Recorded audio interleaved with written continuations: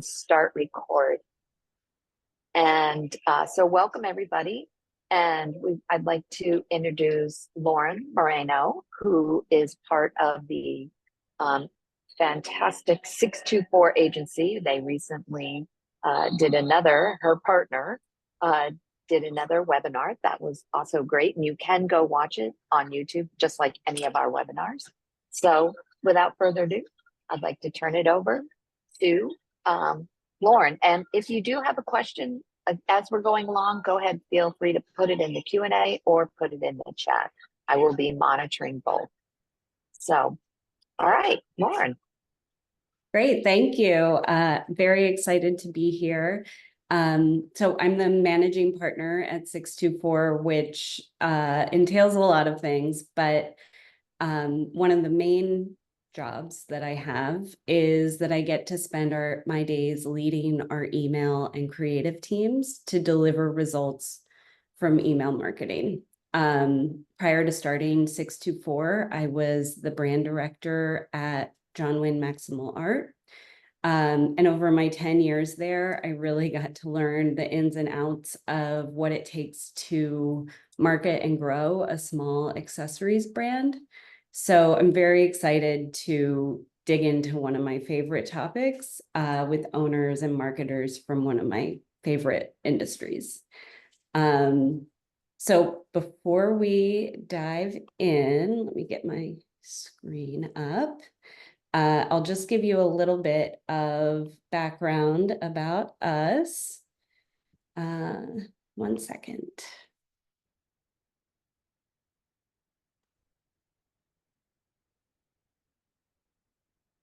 Nope. Sorry, wrong.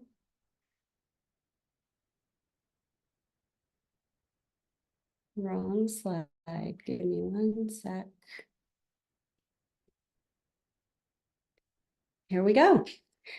So Caitlin Cleary and I started 624 about 8 years ago, and we've actually been friends for a very long time. And over the years of our friendship, really came to have kind of some similar career paths and found a shared passion for retail marketing. But when we started an agency, we didn't want to build just any agency. We really wanted to support retail and consumer brands, not just with marketing expertise, but with a deep understanding of the industry and a very personal approach to client partnerships. And over the years, we've worked with hundreds of emerging, growing, and legacy brands and retailers in the apparel, accessories, home, beauty, food, and beverage categories. What is it that we do? We help brands get to the next level of growth by developing marketing that turns one-time customers into lifetime brand loyalists. And email marketing is one of the best ways to do that. So that's what we're going to talk about today. I lost my title slide, but today's webinar is how to drive more revenue from your email marketing without annoying your customers. I can't tell you how many conversations I've had where the client says something like, email marketing just doesn't work for us. And to all of those people, I say that, the results really speak for themselves. Email marketing is a great revenue driver. And what we're going to talk about today is how to make sure that your email program is set up to drive results like these. What to expect today. We're going to address a few email marketing myths and what the truth is before diving into the 5 areas that I want you to focus on to improve revenue.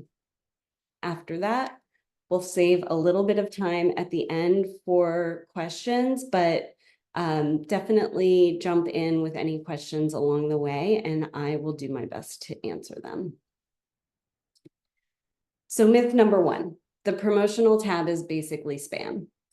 I understand this concern. You put a lot of work into developing email campaigns, and you want that content to be seen. You fear your email getting lost in the sheer volume of emails that end up in this tab. But I don't want you to fear the promotional tab. The reality is that Google has trained users to look to this tab for content from brands. So they are going to this tab with the expectation that they're going to find your content there. 60% of consumers prefer to be contacted by brands through email, and about 50% of people buy from marketing emails at least once per month. So the reality here is that the promotional tab is where you want to be. It's where consumers are looking for your email. Myth number two, you risk losing customers when you email too much. There's a lot of concern about customers getting annoyed or unsubscribing, but the truth is that they're unlikely to even notice how much email you're sending. I promise you that you think about it a lot more than they do. So consumers receive at least 200 emails per day. 49% of consumers said that they would like to receive promotional emails from their favorite brands on a weekly basis. So what do these stats tell us? They want to see your content, but they are a little bit overwhelmed by the amount of emails that are coming into their inbox. The best way for you to stand out is to give them more opportunities to engage with your content by continually showing up in their feed. So the reality is that the most successful and fastest growing brands send email daily, sometimes more. And that includes some of our clients. Each email you send is a chance to get in front of your customers' eyes. And that's why the more email you send, the more revenue you stand to generate. Myth number three, email marketing is a brand marketing strategy. Email is really important for brand because it presents a lot of storytelling opportunities and ways to engage and educate the consumer. But it's also one of the most important conversion channels. For every dollar spent on email marketing, $36 are made in return. And email outperforms social media content when it comes to conversion rate by about 13%. The benchmark that we're always striving towards with our clients is that email marketing should make up 25 to 30% of your overall e-commerce revenue. So that's a really important number to remember, because if your email isn't making up that much, then that's something that you want to look at what you're doing right, where optimizations can be made. So the reality, what we like to say is that email marketing is where brand and performance marketing meet. And finally, our last myth, automated emails are impersonal and annoy customers. This is another common concern that comes up around volume, how much email you're sending. You're worried that automated emails are just adding to the noise. But what we see again and again from automations is that they're some of the most effective content you can send. 21% of abandoned cart emails get clicked. 50% of those who click on an abandoned cart email end up purchasing. And on the other end of the spectrum, the welcome email, 82% of those emails are opened. And that's just a few of many, many stats we have on the effectiveness of automations. So the reality is that automations have the ability to reach the customer exactly where they are on the buyer journey. And more customers do expect that kind of personalized experience. Okay, so now that we've addressed these myths about email marketing, we are going to talk about how to drive results. From technical concerns to creative, there's a lot of different aspects of email marketing that work together to create great content and great campaigns. It can feel overwhelming at times. It can feel like you have to be good at everything. But there's 5 key areas that I want us to focus on to really look at how to improve performance. The first one, send the right content.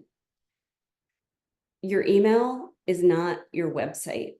I see a lot of brands that are trying to put too much content into their email, kind of removing the need for them for the viewer to click through to the site.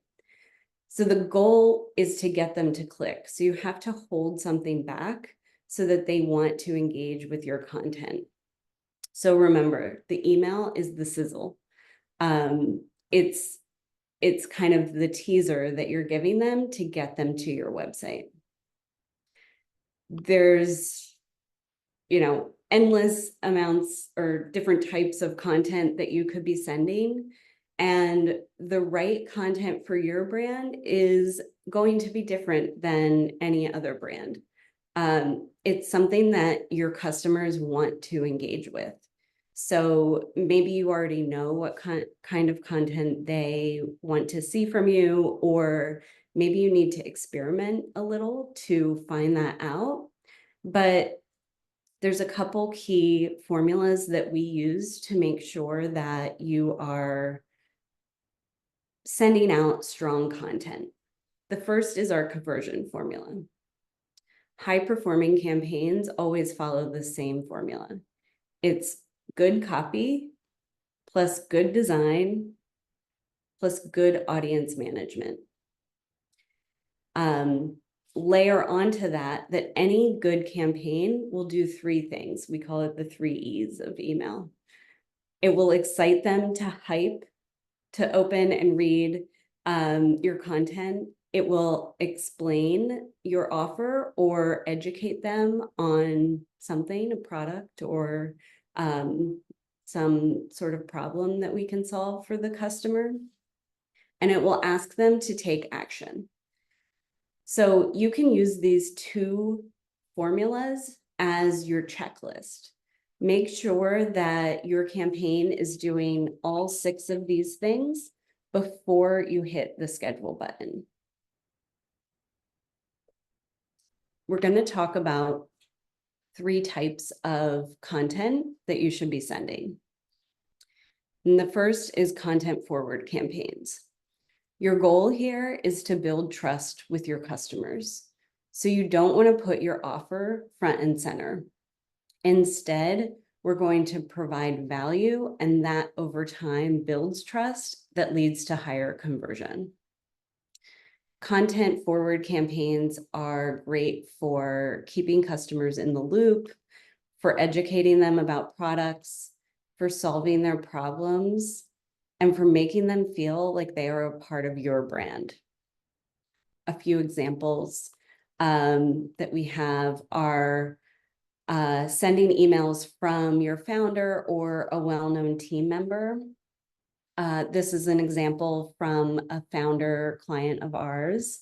This is a monthly email that she sends that gives an inside look about what she's been doing and what's going on with the brand.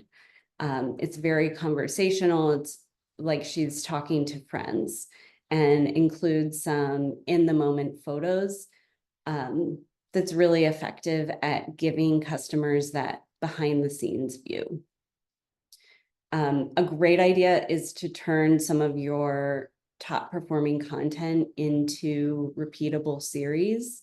This example is one that we send for our client, anytime they have a new release, we share, it's called behind the print, but essentially behind the scenes of making the collection or the inspiration.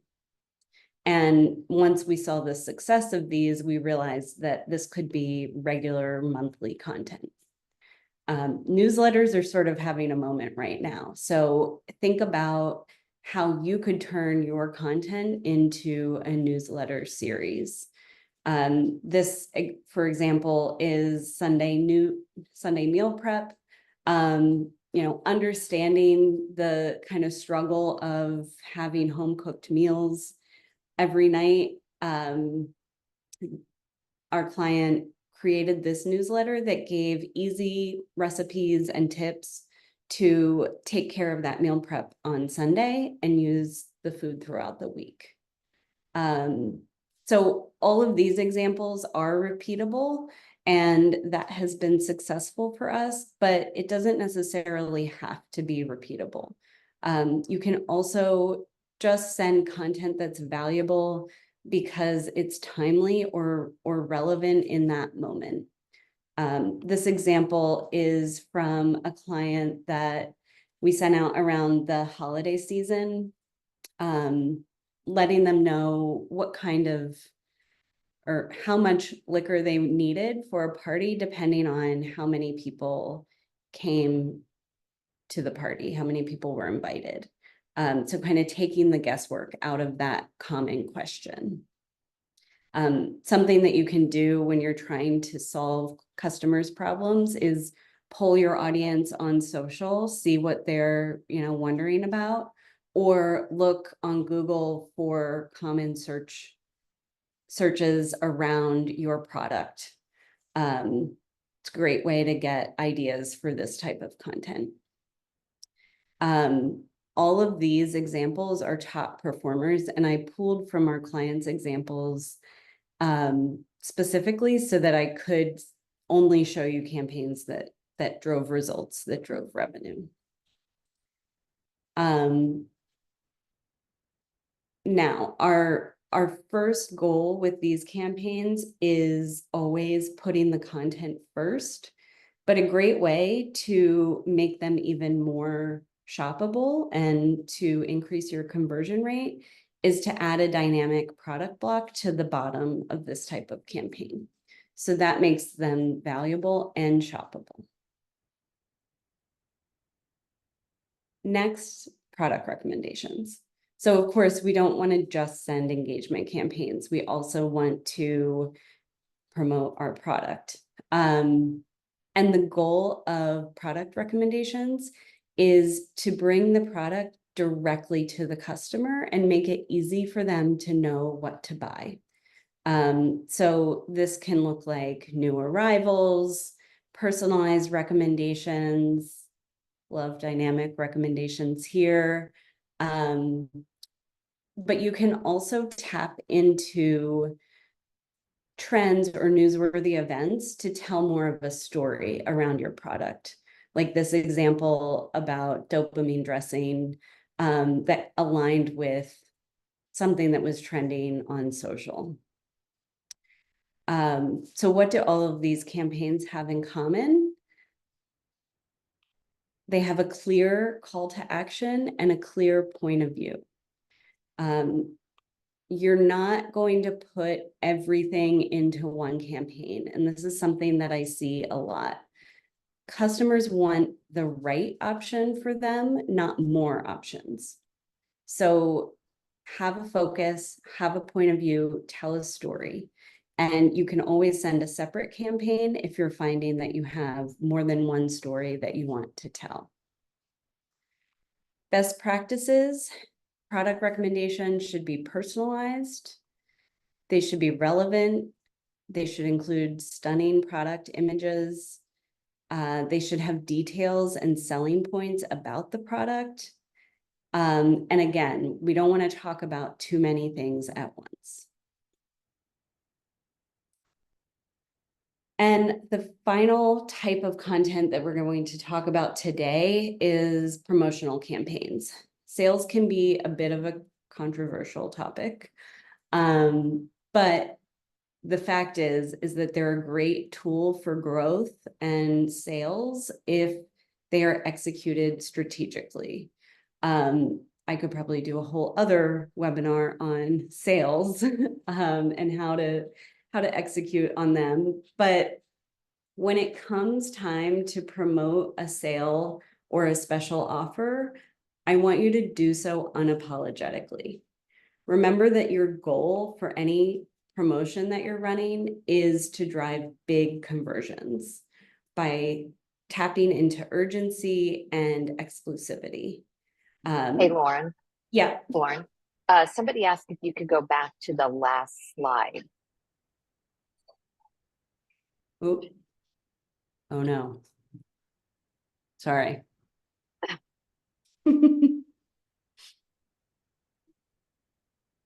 Is this the slide? I think,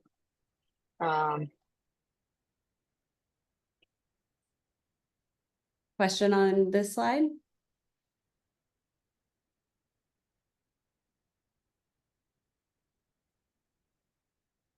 Pascal, did you have a question on this slide?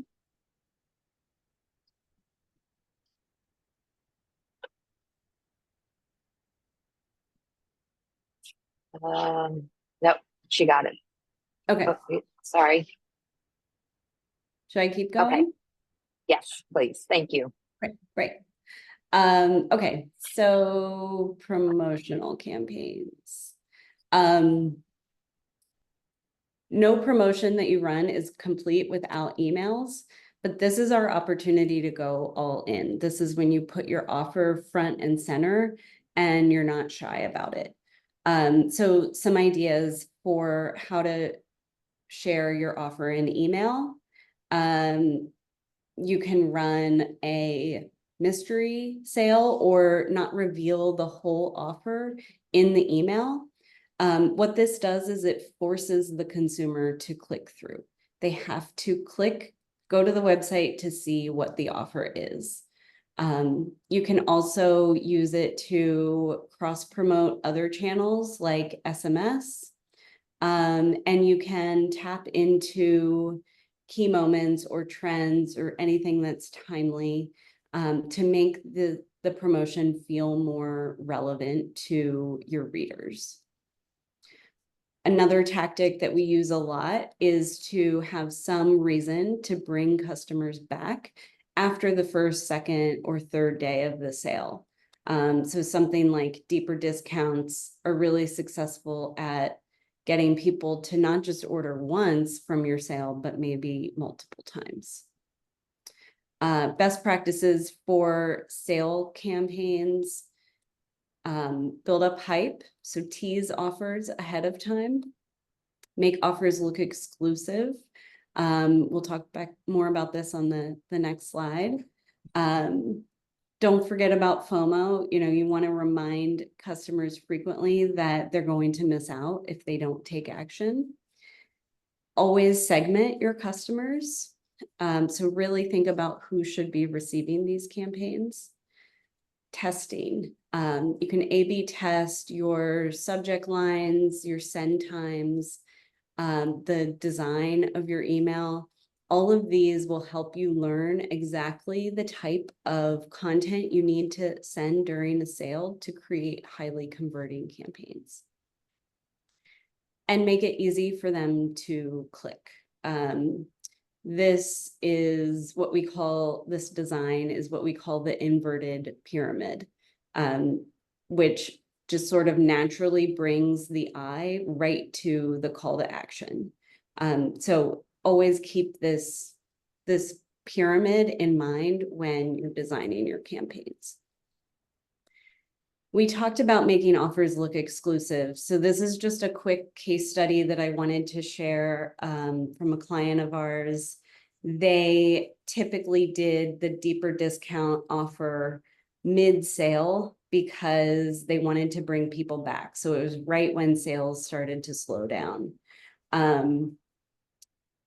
This year, because they were concerned about training customers to expect this discount, They said from the beginning of the sale, we're not doing deeper discounts. We let customers know.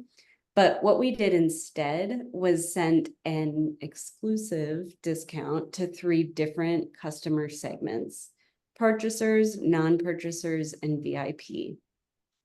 The results on this were clear. It was almost double the revenue from these 3 campaigns versus the 1 campaign last year. So it really does make a difference when you're talking directly to individual groups of customers. Which brings us to area of focus number 2, send to the right people. Yep. Oh, one quick question was, how do you test? And I think you just answered that. How do you do test? So in your email service provider, you should be able to set up A/B tests for different whatever you want to learn.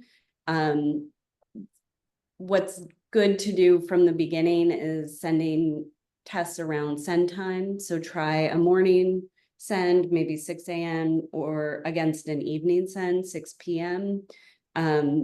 That always has some really interesting results. It's often the opposite of what you expect it to be. Subject lines are easy to test.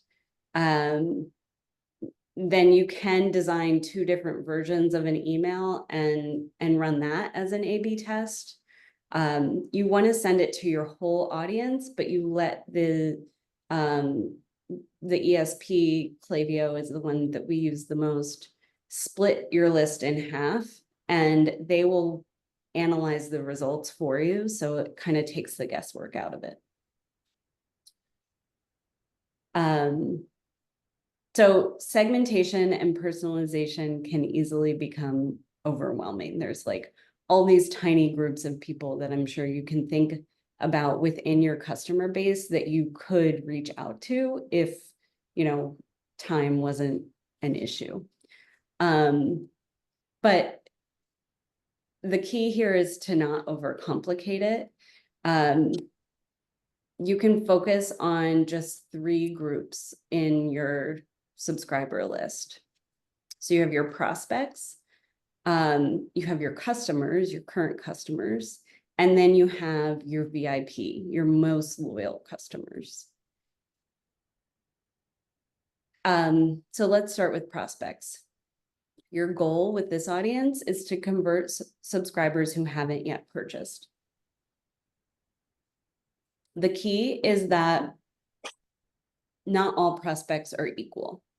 The longer a prospect is on your list, the less likely it is that they're going to convert. So I want you to focus on those newer subscribers that they've been on your list for 30 days or less. Yes, send them a welcome offer, but you can also send them content like brand education, social proof. This is featuring real customers and reviews, bestsellers, and customer service. Tell them what it's like to work with you.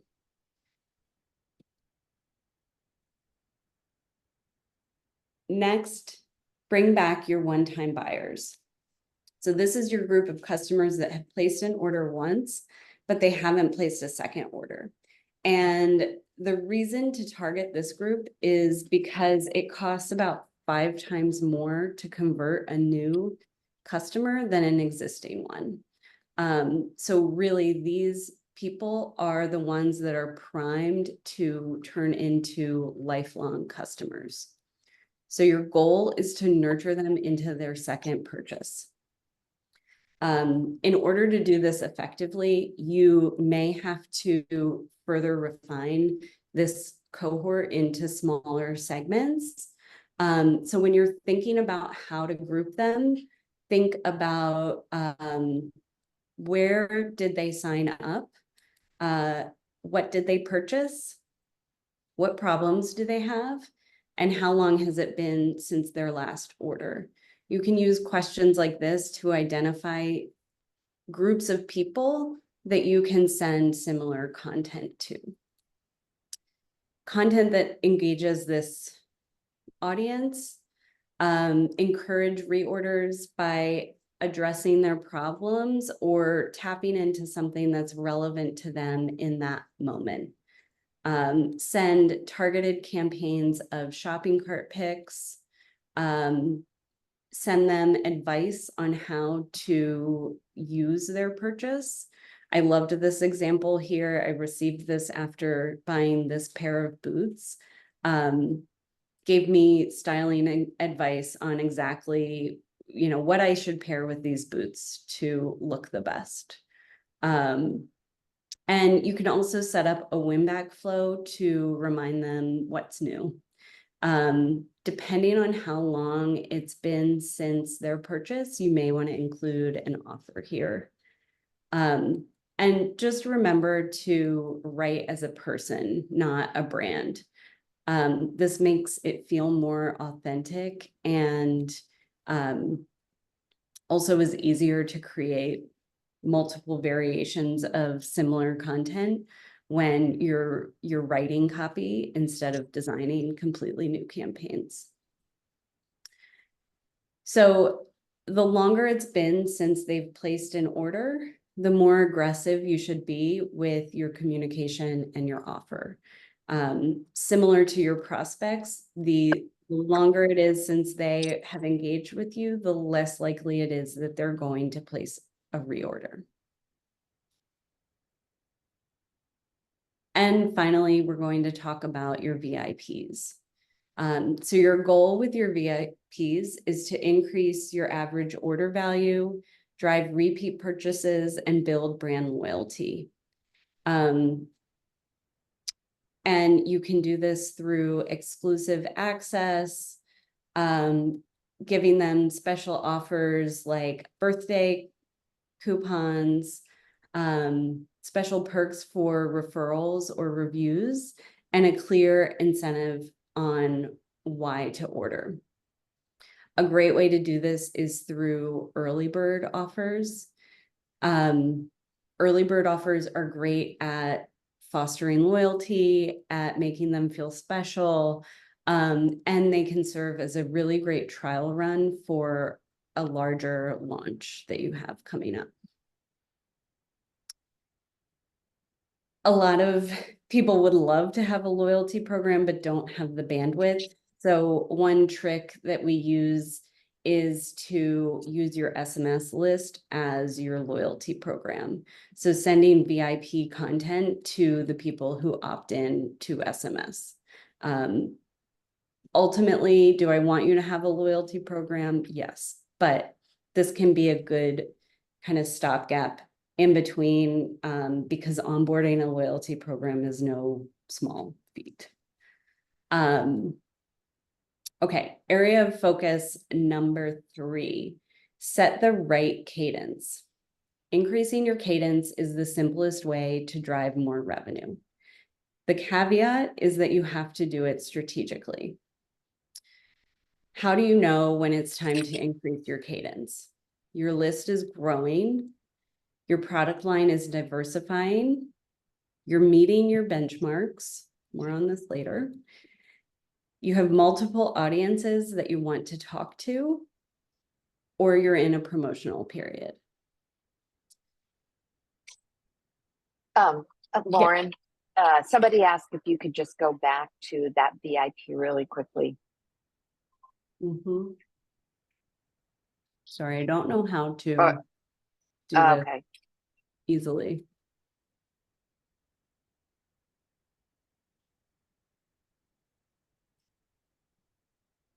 This one? Will you be able to share some of this afterwards? Okay. Yeah, I'll send everyone the deck. Yeah, that would be great. Thank you. Sure. Okay. Okay, so sending more email also means you have to create more content, and that's more work. I get it. So 4 simple ways to send more email. You can use plain text emails. People always ask me if these work. They work incredibly well. You can resend a top performing campaign.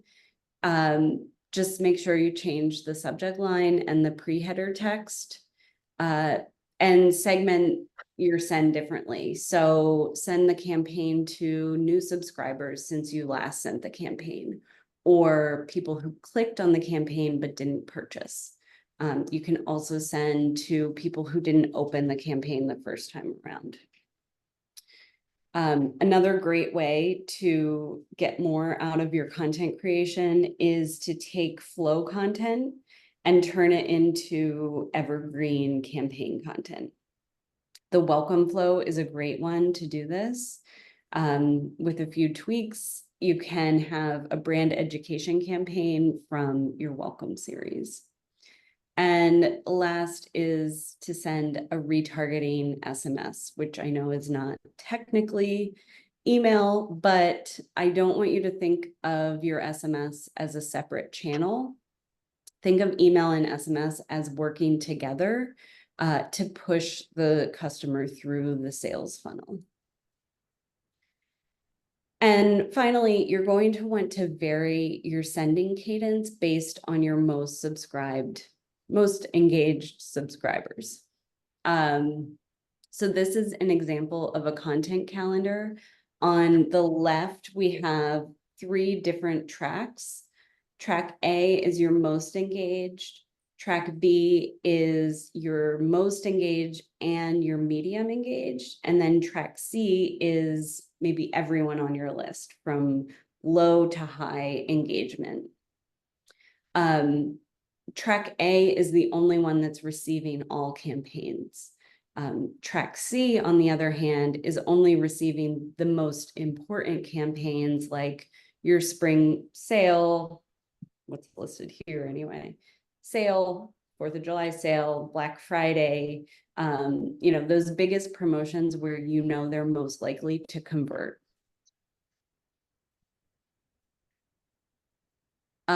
Key area of focus number 4, reach people at the right time.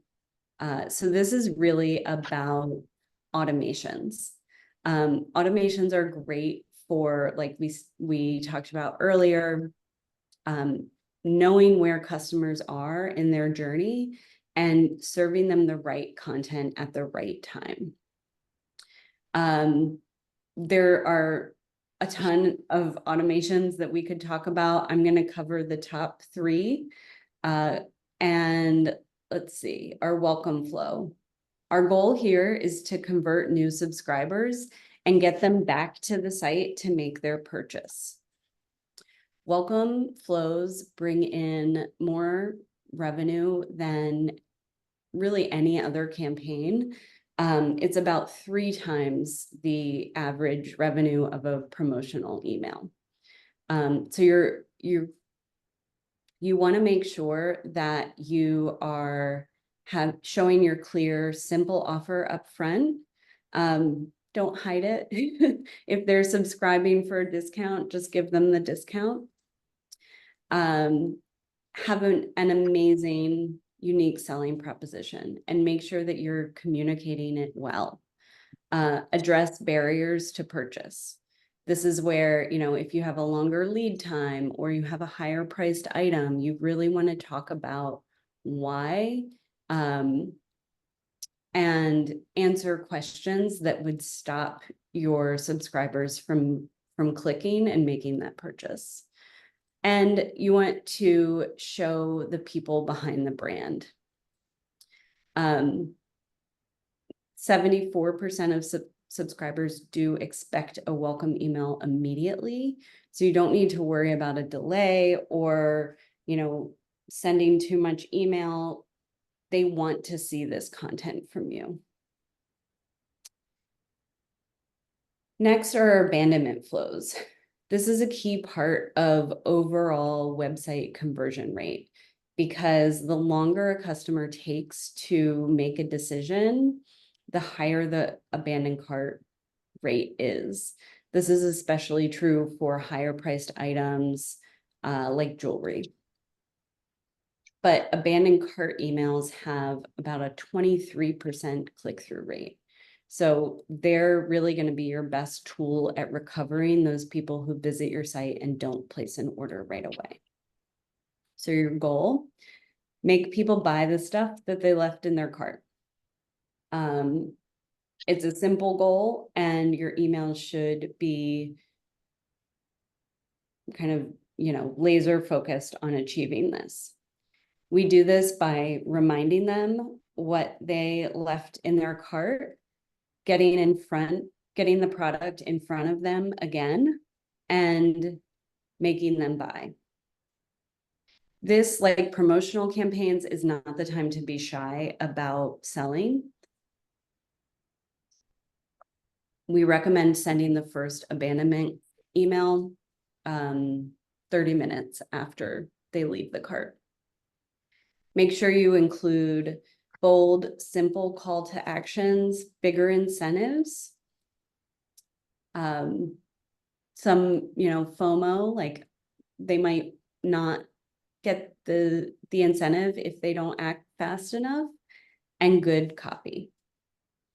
And research shows that 3 emails is the best number to have in your abandonment flow to generate the most. So the first one would be 30 minutes, and then you kind of pace them out from there. And then finally, we have our post-purchase flow. The moment after someone makes a purchase is a pivotal moment. It's when you can turn a one-time customer into a loyalist.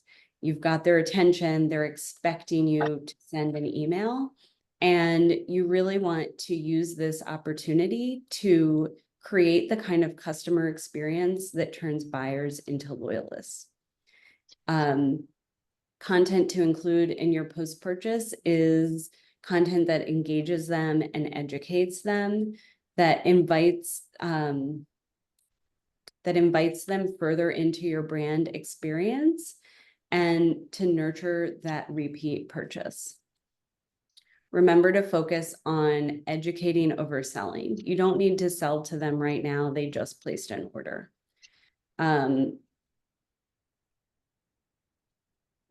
When you do include personalized or product recommendations, make sure they're personalized and do it later in your email flow.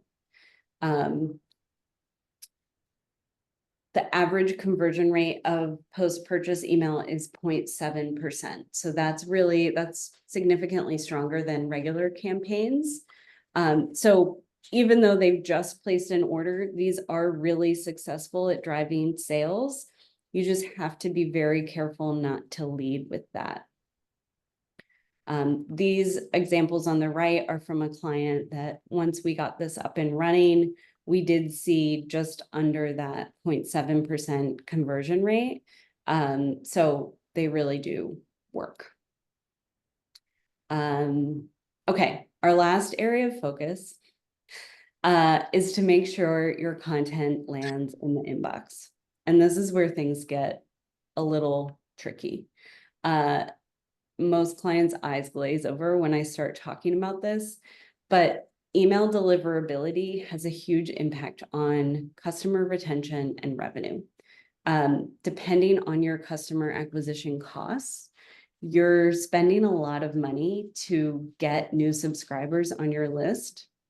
And if you have a poor deliverability rate, these subscribers may not ever see your content.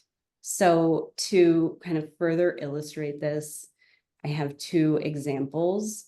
So let's just say we have 2 brands. They're both sending 12 million emails per year. And each of those 12 million emails bring in $0.01 of revenue. That's $120,000 in revenue. Brand A has a 99% deliverability rate. That's on the high end of e-commerce deliverability. So they're getting almost all of that 120,000, just under 119,000. Brand B, on the other hand, is on the low end of the spectrum for deliverability for e-commerce. So they've had some problems and only 70% of the emails they send make it to the inbox. So all of the sudden, that $120,000 in revenue is now 84,000. So you can see very clearly what having good deliverability can do for your bottom line. And both Google and Yahoo have tightened their sending requirements this year. So it's really important that you're paying attention to this and making sure that your list is healthy. It's also, there's a lot of technical aspects to it. But, at the most basic level, good deliverability is measured by having an engaged audience. So people on your list that are clicking on your emails and sending good content that they want to see. So we talked about both of these things already. But, not getting into the weeds of all of the technical aspects, I can do that with you at another time if you're interested. What I want you to do is really be measuring your metrics. So unsubscribe rate, bounce rate, and most importantly, your spam rate. I want you to look at these and make sure that you're falling within these benchmarks. Anything over a 0.1% spam rate is going to negatively affect your delivery. But we actually recommend that you're much lower at 0.01%, based on best practices and what we've seen happen to accounts. So you can sign up for Google Postmasters. This is a great way to make sure that you're staying on top of your deliverability and keeping your list healthy. So if you're within these benchmarks, you're good to go. Keep monitoring, don't lose sight of this, but you don't need to do anything if you're already falling in the range of these. But if your spam rate is high, there's a few things that you can look at. The first is, are you complying with sender laws? This is like CAN-SPAM, and also Google and Yahoo's sender requirements. So you can do a quick, search of what these things are and what you need to be doing.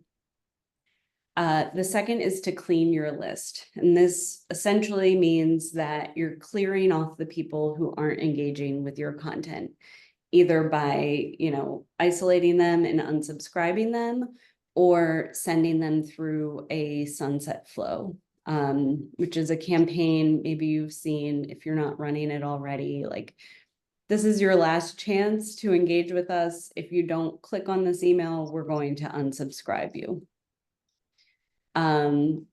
You also want to optimize your sending cadence, but I think that people often think of this as sending less email, when in fact, sometimes sending more email is what helps you to get those rates down. This is because your spam rate is a percentage. So if you're sending not a lot of content out, then the likelihood that that percentage is going to be high is greater.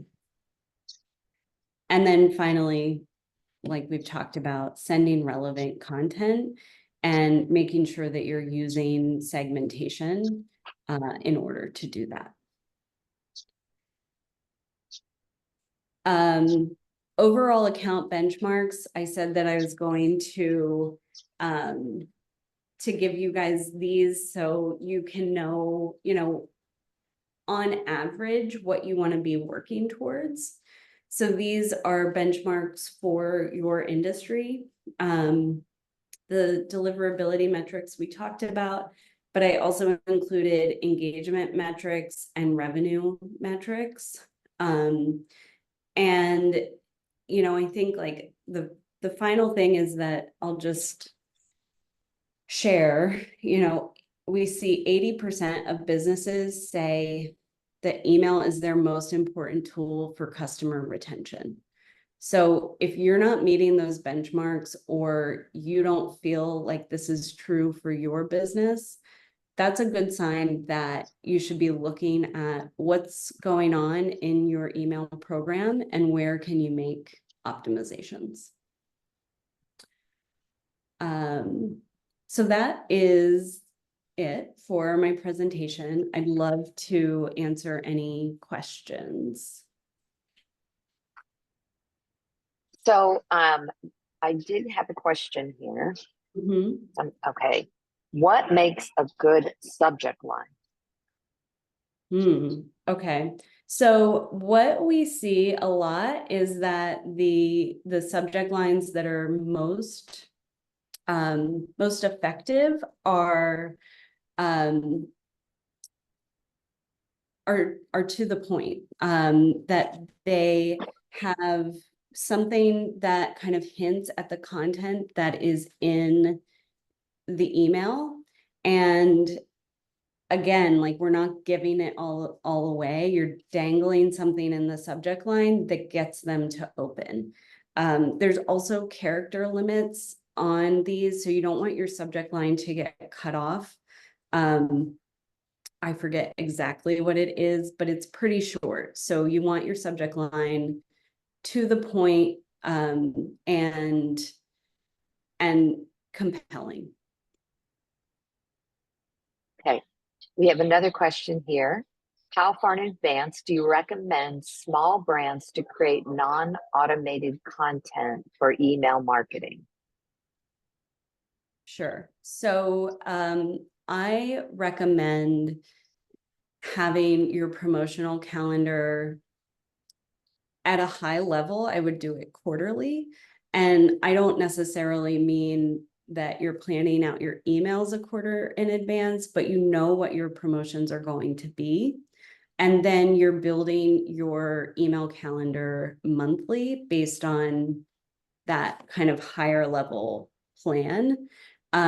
We like to have at least 2 weeks lead time with campaigns. That's the minimum. But we also try to kind of follow an 80-20 rule, because last minute stuff comes up, right? And we need to be able to respond. This is marketing. It's the way that it is. So a lot of our content will work further out in advance. So really starting to build out campaigns 6 weeks in advance, knowing that we're going to have 20% of campaigns where we're turning it around in a few days. I think that question was from Rihanna. Did that answer your question? And then there was one other question, SML versus email. What should be the balance? I'm thinking that you mean SMS. Oh, yes. It depends on your list. I'm sorry, I can't give a better answer, but a lot of time, SMS is still really an emerging channel. And so most brands have a much smaller SMS list than email list. So, you end up sending a lot fewer SMS just because you're not reaching as many people. If you're running SMS and email in your automations, I would recommend A/B testing which one you lead with, because we have found with several clients that having that SMS message go out first on something like an abandoned cart or a welcome series converts better than having the email go first. Any other questions? Because we are coming to the end of our time. So we will be posting this recording to our website, to our YouTube channel. And we will go ahead and have Lauren send out the deck that she had to everybody that attended today. And if you have any other questions, please feel free to reach out to me or reach out to Lauren. So you'll be getting her email when she sends you that deck. And thank you everybody for coming today. And can you add the link to the YouTube channel? Yes, let me put that link in the chat, and the YouTube will go up. The video will go up probably sometime this afternoon. It always, as it first has to download, but here is all of our. Let me just put this here. I put in the chat the link for our YouTube channel.